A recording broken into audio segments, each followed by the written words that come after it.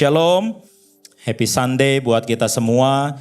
Saya dengan Pendeta Junianto Nebaho senang jumpa kembali dengan saudara. Saya dikasih tema yaitu tentang self-control dan saya kasih judul Faith Produces Self-Control. Bahwa iman itu menghasilkan penguasaan diri, saudara. Nah ini ibadah yang keempat ya di tempat ini. Biasanya memang kalau hari Minggu itu ada gereja-gereja yang punya jadwalnya padat sekali dan termasuk juga hamba-hamba Tuhan yang bisa khotbah dari satu tempat ke tempat yang lain dari pagi sampai sore. Jadi ada satu saudara saya dengar cerita dari seorang kawan, ini hamba Tuhan juga punya jadwalnya padat saudara ya. Udah dari khotbah satu tempat ke tempat lain, satu ketika dia melewati wilayah yang namanya PGC Cililitan saudara. Mungkin di antara saudara ada yang tahu ya, itu dekat Uki Cawang saudara, itu biasanya wilayahnya macet dan itu banyak banget angkot saudara ya. Jadi ini hamba Tuhan, dia bawa mobil itu dengan kecepatan tinggi karena harus ngejar jadwal khotbah, tetapi ada satu angkot yang menghalangi, jadi dia klakson tantin. Dan akhirnya angkot ini saudara akhirnya jalan sedikit tapi masih menghalangi. Akhirnya si hamba Tuhan ini kesal banget saudara. Akhirnya dia turun dari mobil, lalu dia samperin itu supir angkot, lalu dipegang itu kerahnya supir angkot dan dia mau pukul. Lalu supir angkot itu bilang, "Pak Pendeta stop. Tadi saya yang dengar khotbah Bapak." Nggak taunya ini supir angkot habis ibadah saudara. Bahkan seorang hamba Tuhan pun tidak terlepas dari yang namanya kelemahan dalam self-control saudara. Saya mau ajak kita semua buka firman Tuhan di 2 Raja-Raja pasalnya yang ke-6. Kita akan membaca ya run through dari ayat ke-8. Terus nanti sampai ayatnya yang ke-18 saya mau share sama saudara bahwa iman itu bisa menghasilkan penguasaan diri. Di ayat yang ke-8 berbunyi demikian, Raja negeri Aram itu sedang berperang melawan Israel. Ia berunding dengan pegawai-pegawainya lalu katanya, "Ke tempat ini dan itu haruslah kamu turun menghadang." Jadi Israel itu lagi mau dihadang oleh Raja negeri Aram. Tentu semua kita nggak ada yang suka namanya dihadang. Saudara baru buka bisnis dihadang sama kompetitor. Saudara baru naik pangkat dihadang sama senior. Enggak ada di antara kita yang suka mengalami namanya penghadangan. Dan bagaimana respon saudara ketika mengalami hal ini? Tentu self control diperlukan supaya saudara bisa menerima hasil yang terbaik. Namun di ayat yang ke-9 dikatakan, tetapi abdi Allah menyuruh orang kepada Raja Israel mengatakan, "Awas, jangan lewat dari tempat itu, sebab orang Aram sudah turun menghadang ke sana." Sebab itu Raja Israel menyuruh orang-orang ke tempat yang disebutkan abdi Allah kepadanya. Demikianlah Elisa, jadi si abdi Allah ini namanya Elisa, memperingatkan kepadanya supaya berawas-awas di sana bukan sekali 2 kali saja. Ayat 11, lalu mengamuklah hati Raja Aram tentang hal itu, maka dipanggilnyalah pegawai-pegawainya, katanya kepada mereka, "Tidakkah dapat kamu memberitahukan kepadaku siapa dari kita memihak kepada Raja Israel?"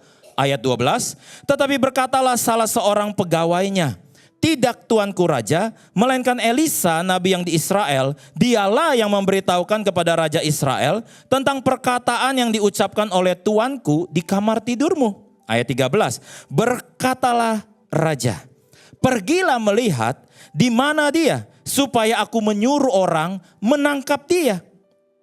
Siapa yang mau ditangkap? Abdi Allah, saudara. Abdi Allah itu sekarang bahasa familiarnya adalah hamba Tuhan.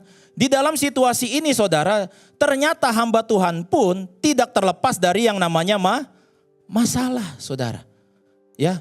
Dan masalah itu seringkali datang gak sendirian, dia ajak kawan-kawannya saudara. Dan saya mau ingatkan kepada kita semua, saudara mau udah ke gereja pun masalah pasti tetap akan ada. Bilang kanan kirinya, kamu hari ini pasti punya masalah. Oh gak berani ya. Masalah tuh paling suka sama kita saudara. Saudara mau udah anak Tuhan, masalah pasti ada saudara. Saudara gak usah doain lah. Ya masalah pasti muncul. Dan ternyata katanya besarnya masalah itu bisa menunjukkan seberapa kelas saudara di hadapan Tuhan. Sama saudara ujian SD sama ujian SMA lebih susah mana? Pasti lebih susah ujian SMA saudara. Tapi itu menunjukkan tingkat pertumbuhannya. Dan ternyata abdi Allah juga tidak terlepas dari yang namanya masalah. Banyak loh Orang mengira kayak saya nih hamba Tuhan saudara gak punya masalah lagi. Kata siapa? Saya juga lagi banyak masalah saudara. Cuman kan gak kelihatan kayak masalah kan saudara. Bilang kanan kirinya jangan kelihatan susah. Jangan kelihatan susah saudara. Karena menurut survei dari 10 orang yang saudara ceritain kesusahan saudara. Tahu hasilnya apa? Menurut survei 8 orang gak peduli. Dari 10 orang yang saudara cerita masalahmu, 8 orang gak peduli saudara. Oh berarti ada 2 yang peduli Pak. No, menurut survei 2 orang itu gimana? They are glad you have it. Mereka bahagia saudara punya masalah itu. Jadi siapa yang peduli? Gak ada saudara. Jadi menurut saya mulai hari ini stop posting masalah saudara di sosial media. Stop posting itu di ego story. Aku mah apa atuh gak peduli saudara. Saudara gak usah belaga gila di sosial media. Tulis status di WA status. Kalau saya punya karyawan tulis WA status ya gambar muntah lah, gambar sakit kepala lah. Saya langsung WA, jangan belaga sakit loh. Saya mau ingatkan kepada kita semua saudara. Gak ada seorang pun di antara kita yang lepas dari namanya masalah saudara. Dan dari situlah kita bisa belajar bagaimana kita bisa menguasai diri. Kalau saudara dan saya percaya kepada yang namanya Tuhan Yesus saudara. Itulah iman yang bisa menghasilkan penguasaan diri. Di ayat yang ke-12 dikatakan, tidak tuanku raja melainkan Elisa nabi yang di Israel, dialah yang memberitahukan kepada raja Israel tentang perkataan diucapkan oleh tuanku di kamar tidurmu. Ya, lalu disuruh tuh tangkap. Disuruh ditangkap saudara, nggak ada salah apa-apa. Kadang-kadang kita dalam hidup juga gitu ya. Nggak ada salah, nggak ada angin, nggak ada hujan. Ketimpa sama masalah saudara. Ketimpa sama yang namanya problema. Dan seringkali reaksi kita mengeluh. Jarang kita yang bisa bersyukur dalam semua situasi itu saudara. Sebab itu penguasaan diri diperlukan saudara. Penguasaan diri menjadi kunci buat kita semua. Di ayat yang ke-14 dikatakan, maka dikirimnyalah ke sana. Coba saudara perhatikan apa aja yang dikirim. Kuda, kereta, tentara yang besar. Buat siapa? Buat nyerang siapa? Nyerang satu orang. Ini berlebihan loh saudara. Kuda, kereta, tentara yang besar. Dalam zaman dulu saudara, apa yang dikirim, yang dipersiapkan dalam sebuah peperangan, itu menentukan skala peperangannya saudara. Seberapa besar peperangannya. Kalau lawannya kecil mah udah kirim aja lah 10 orang. Nggak usah pakai apa-apa ya. Oh makin besar, bawa 10 orang sama pentungan deh. Oh makin besar, bawa 50 orang, kali ini pakai pedang. Makin besar lagi, bawa mulai yang namanya alat-alat yang lebih besar lagi. Nah Alkitab mencatat bahwa si Elisa ini abdi Allah, bagaimana dia dikepung? Dibawalah kuda, kereta, dan tentara. Bukan hanya tentara, tentaranya sifatnya yang besar saudara. Kebayang gak? Masalahnya berarti yang dihadapi ini besar banget saudara. Semua di antara kita waktu punya masalah, pasti kita berpikir masalah kita paling besar daripada masalah orang lain. Nah masalah yang dialami oleh Elisa juga demikian. Tetapi Elisa punya penguasaan diri saudara. Berbeda dengan pembantunya. Nama pembantunya adalah Gehazi saudara. Di ayat yang ke-15 dikatakan, ketika pelayan abdi Allah bangun pagi-pagi dan pergi keluar, maka tampaklah suatu tentara dengan kuda dan kereta ada di sekeliling kota itu. Lalu berkatalah bujangnya itu kepadanya, ngomongnya apa? Mirip-mirip lah sama kita kalau ngomong ya. Mati gua, mabok gua, cilaka gua. Dia bangun pagi-pagi dia lihat nih kuda, kereta, tentara lagi kepung dia. Hari-hari ini mungkin waktu saudara bangun tidur, saudara buka pintu, saudara gak lihat kuda. Saudara gak lihat kereta, saudara gak lihat tentara yang mengepung. Tapi waktu bangun pagi-pagi lihat WhatsApp, masalah. Bangun pagi-pagi ke kantor lihat email, masalah. Bangun pagi-pagi buka pintu kamar anak, masalah. Berapa banyak di antara saudara yang bangun pagi berdoa, atau berapa banyak di antara saudara yang bangun pagi langsung ambil handphone? Dan masalah itu muncul di depan matanya si Gehazi. Langsung reaksinya apa? Celaka tuanku, apakah yang akan kita perbuat?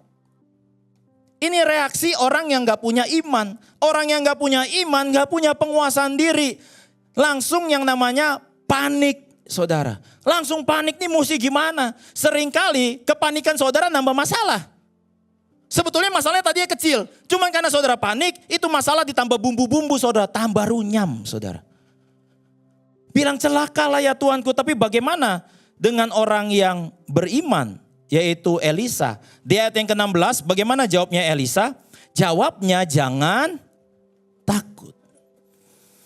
Iman menghasilkan penguasaan diri saudara. Amin. Apa itu iman? Kitab Ibrani katakan iman adalah dasar dari segala sesuatu yang kita harapkan. Dan bukti dari segala sesuatu yang belum kita lihat. Iman itu bukan apa yang saudara lihat. Iman itu apa yang Tuhan lihat yang bisa terjadi dalam kehidupan saudara. Saudara belum lihat sekarang. Saudara belum tahu sekarang. Tapi nanti Tuhan sudah atur saudara. Hari ini saudara bangun, hari ini saudara ada di sini, itu semua karena kebaikan Tuhan. Amin saudara. 3 hari yang lalu saya besuk anggota gereja saudara di ICU rumah sakit. Ya, saya baru kali itu ngelihat di ICU 90% yang ada di dalamnya pakai ventilator saudara. Dan suasananya serem banget. Jadi masuk itu ya, mungkin ada kira-kira 50 pasien. Semua tuh ada ventilator di mulut. Ya, lalu mata kebuka separuh. Terus semua itu saudara yang saya dengar itu nada-nada begini. Nit, nit, nit, nit, nit, nit, nit. Saya langsung, itu pas saya jalan lagi mau doain ya. Saya sendiri udah diberkati saudara. Diberkatinya kenapa? Gue masih bisa jalan loh. Gue masih bisa nafas loh. Gila gue tadi baru makan nasi campur loh. Gue masih bisa loh nikmatin ini. Hari ini saudara bisa duduk di gereja nih semuanya saya lihat cantik-cantik tampan-tampan nih. Tuhan baik gak sama saudara? Tuhan baik gak sama saudara? Tuhan baik loh. Saudara masih nafas Tuhan baik loh. Itu yang di ICU itu nafasnya bayar loh saudara. Oksigen bayar. Kebayang gak kalau Tuhan charge 5 rupiah tiap satu tarikan? Terus Tuhan bilang pakai QRIS juga bisa. Berapa duit saudara? Kalau saudara punya iman hari-hari saudara ngadepin yang bisnisnya lagi punya masalah, yang karir lagi ada masalah, yang keluarganya lagi ada masalah. Saudara masih bisa bilang loh, jangan takut. Jangan takut. Jangan takut. Ngomong sih gampang, betul saudara. Saya juga ngalamin, saya juga bisnis saudara. Saya gembala tapi gak full time, saya juga punya bisnis. Bisnis saya juga besar juga. Yang harus ditanggung banyak juga karyawan saudara. Kalau dibilang hari-hari ini ngadepin takut gak? Takut juga. Tapi kan kita gak perlu tunjukin takut kita kepada orang banyak saudara. Kita gak perlu tunjukin takut kita kepada setan-setan saudara. Kita cukup berserah ngomong sama Tuhan, jangan takut. Tuhan bilang jangan takut. Elisa bilang apa? Jangan takut sebab apa? Lebih banyak yang menyertai kita daripada yang menyertai mereka. Bahwa Elisa beriman, Elisa sepakat dengan apa yang Tuhan punya. Elisa sepakat dengan apa yang Tuhan bisa kerjakan. Elisa punya hubungan sama Tuhan. Elisa punya iman sehingga ketika ada masalah yang banyak, Elisa bisa kuasain diri saudara. Saudara pernah, berapa banyak di antara saudara pernah nonton film kungfu? Film kungfu China? Ya. Saudara pernah lihat adegan di mana jagoannya lagi makan? Ya, lagi makan nih, terus di sekelilingnya berantem. Wah, kelempar kursi, kelempar meja, mangkok kelempar. Jagoannya gimana? Masih makan, masih santai. Itu seperti pemazmur katakan apa? Engkau menyediakan hidangan bagiku di hadapan lawanku. Di tengah situasi badai, Yesus bisa tidur saudara. Jangan lakuin sekarang. Di tengah pergumulan, saudara top kalau saudara bisa kuasain diri karena saudara punya iman sama Tuhan. Iman itu bukan berkata gak ada masalah. Iman itu berkata masalahnya masih ada. Tapi saya bersyukur masih ada Tuhan. Masih ada Tuhan dalam hidup kita, amin. Yang percaya lambaikan tangannya. Kasih tepuk tangan buat Tuhan Yesus. Apalagi kalau kita di dunia bisnis saudara, hari-hari ini saudara. Menurut saya ya, ini juga punya satu kendala tersendiri ya. Saya bilangnya kendala, yaitu apa saudara? Cuti bersama. Waduh, itu kalau ngomong cuti bersama saudara. Ya, itu ganggu cash flow saudara. Yang harusnya cash flow masuk, jadi nggak masuk saudara. Nah saya punya tuh masalahnya. Itu kejadian kemarin April. April itu kan ada libur hari raya ya saudara, hari raya ya. Tadinya kan 2 minggu kan, 2 minggu kan. Terus dibikin tambahan jadi berapa? 3 minggu. Dalam hati saya sekalian aja 3 tahun ya kan. 3 minggu. Jadi namanya kita bisnis kan kita harus ada namanya cash flow management kan. Uang ini buat bayar apa, ini masuk kapan gitulah kira-kira ya. Nah saya tuh ada bayaran saudara. Ada bayaran deadline yang saya harus bayar kira-kira nilainya miliaran lah gitu saudara. Tapi nanti cash flow-nya tuh akan masuk 3 hari sebelumnya lah. Gara-gara cuti bersama saudara kan jadi libur. Saya tanya juga pihak bank, yuk libur enggak? Wah kita mah bank kita ikut libur. Alasannya apa orang bank? Kita taat pemerintah gitu. Lalu aja yang mau libur tuh kan. Nah ternyata saya cek saldo saudara. Saldo saya cuma sekian juta doang. Sedangkan saya harus bayar untuk kebutuhan sebuah, saya ada sewa tempat, tempatnya cukup besar saudara untuk saya punya bisnis ya. Waduh ini gimana nih gara-gara cuti bersama nih ya. Lalu saya kumpulkan tim, ini gimana ada way out gak? Ya biasanya kan kita way outnya apa? Naikin jualan, kan sesimpel itu kan, naikin jualan. Tapi bagian penjualan bilang apa? Lagi mana cuti bersama? Yang mau beli pada pergi liburan gitu kan. Waduh ini gimana ya? Saya telepon dong agent propertinya gitu kan, tempat di mana saya mau sewa ya. Saya nggak tahu di sini jangan-jangan ada jemaat sini nih agentnya ya. Namanya Jimmy, saya panggilnya Ko Jimmy, dia panggil saya Ko Jun gitu ya. Ko Jimmy, ini nih tanggal 7 April tuh kan ini kita akad ya. Iya, mau jam berapa Ko Jun? Nah ini masalah jamnya saya juga ini sih mau ngomong dulu nih. Bisa mundur gak seminggu sih? Waduh kata dia, seminggu doang. Saya tambahin deh DP-nya deh, bentuk keseriusan saya. Waduh agak berat nih. Yang punya tempat tuh bukan orang Kristen saudara. Yang punya tempat itu pemimpin vihara saudara. Dia pemimpin salah satu vihara di Jakarta. Nah dibilang begini sama Ko Jimmy. Dia sempat tanya tuh Junianto tuh orangnya gimana. Terus Ko Jimmy jawab apa? Ai bilang Ko Jun tuh orangnya komit. Aduh. Ya udahlah. Ya udah jadi tanggal 7 jadi. Saya nggak tahu dah duit dari mana. Ya. Di keadaan kayak begitu, bisa panik gak? Bisa. Manusiawi gak? Manusiawi. Tapi kan kita gak cuma manusiawi, kita nih rohani juga. Kan kita nih makhluk roh. Semua orang yang dipimpin roh Allah adalah anak-anak Allah. Jadi kita jangan hanya dipimpin logika, jangan hanya dipimpin apa yang kita bisa lihat, kita juga harus dipimpin roh. Ya saya serahin aja sama Tuhan. Saudara pernah gak doa nyerahin sama Tuhan tuh, ya dijawab syukur gak dijawab ya udahlah. Nah itu doa saya kira-kira begitu. Jadi saya bilang sama Ko Jimmy udah tanggal 7 lanjut terus. Jadi gak apa-apa ya lanjut ya Ko ya. Iya lanjut udah. Udah saya gak tahu gimana, saya gak cerita ke istri, pokoknya diem-diem aja lah. Saya gak cerita ke partner, udah diem-diem aja lah. Nanti urusan tanggal 7. Ya saya bisa usaha apa yang saya bisa usahakan. Tanggal 6 dak-dikduk nih makin dekat ya kan. Tanggal 6 malam ya. Si Ko Jimmy jam 8 malam itu bisa-bisanya WA saya begini. Ko Jun, malam sorry ganggu. Iya ada apa? Bisa ngomong gak? Bisa. Lalu dia bilang apa? Itu si yang punya, dia hitung-hitung tanggal. Menurut dia besok tuh hari jelek. Hari jelek buat deal bisnis. Menurut Ko Jun gimana? Saya jawab, jelek banget itu emang. Itu ya. Lu jangan coba-coba lu. Itu beneran jelek, gue juga setuju tuh. Terus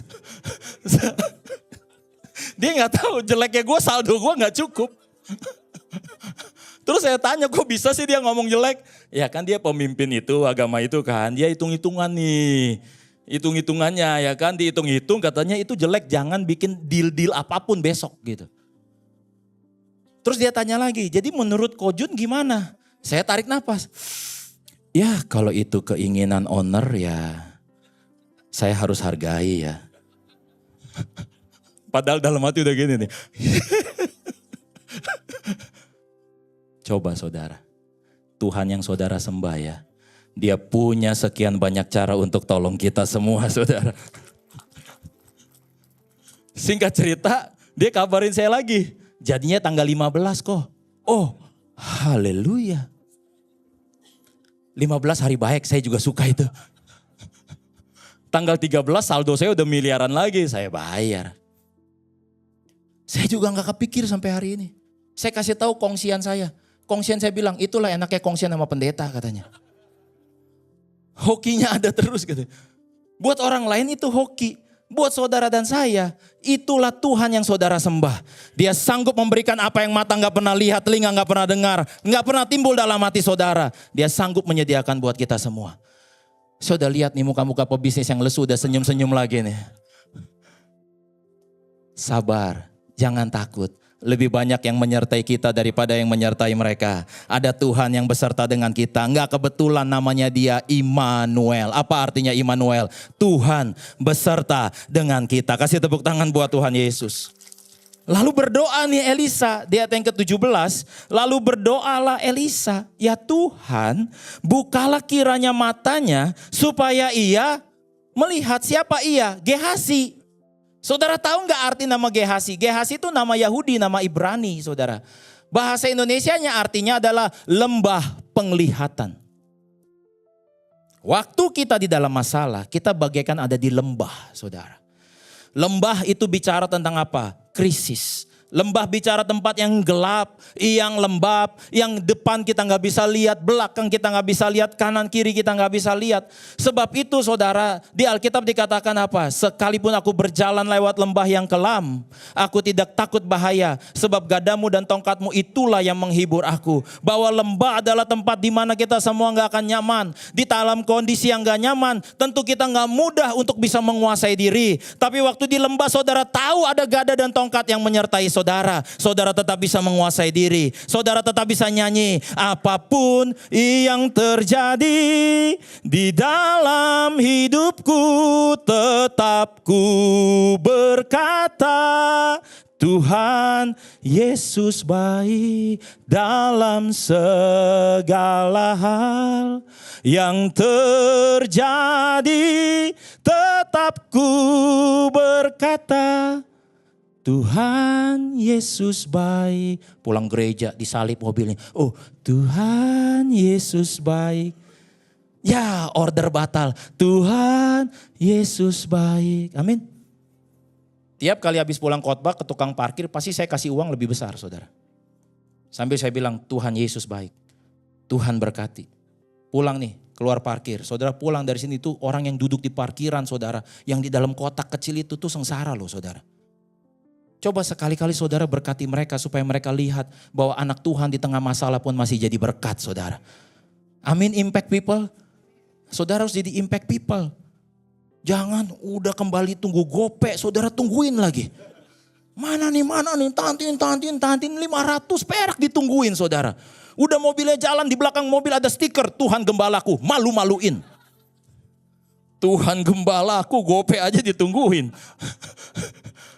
Itu kan yang nunggu di kotak tuh kan ada nama saudara ya. Coba deh saudara praktein. Pas lihat namanya misalnya, misal nih, Ningsih. Itu saudara panggil deh. Ningsih apa kabar? Hah?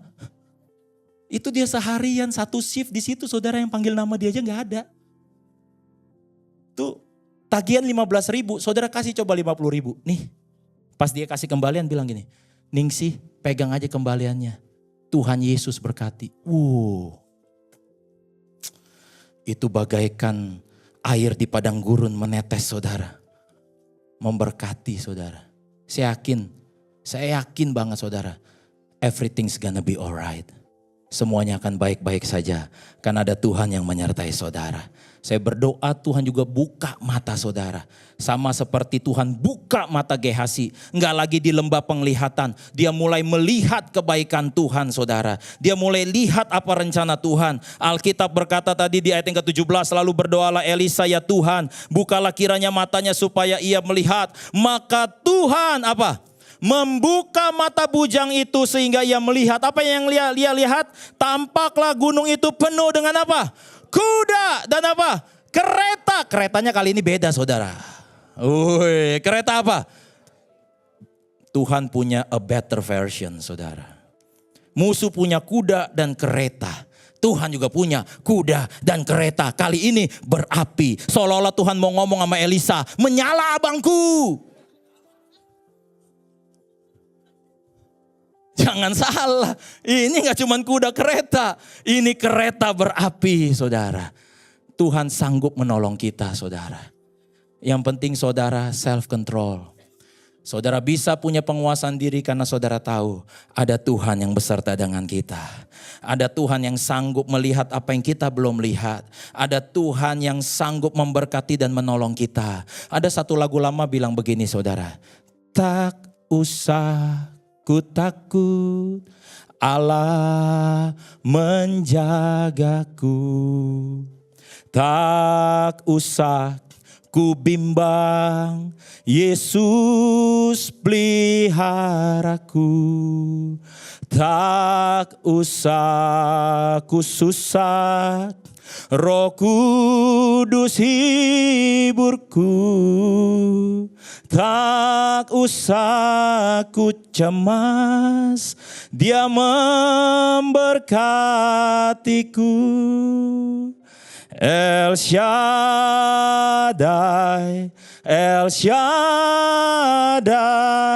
Allah Maha Kuasa. Dia besar, Dia besar, El Shaddai mulia. El Shaddai, El Shaddai, Allah Maha Kuasa.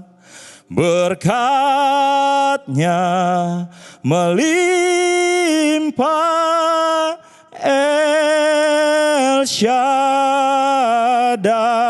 Sebagai penutup saya kasih tahu kapan El Shaddai disebut. Satu ketika saudara, Tuhan tanya sama Abraham, kamu cinta saya gak? Iya Tuhan. Kasih anak kamu ke saya. The only son, anak satu-satunya. Dibawa, naik ke gunung.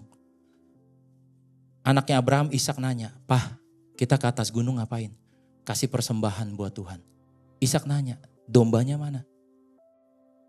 Semua papa di sini. Ada yang cerita gak masalahmu ke anakmu? Gak ada.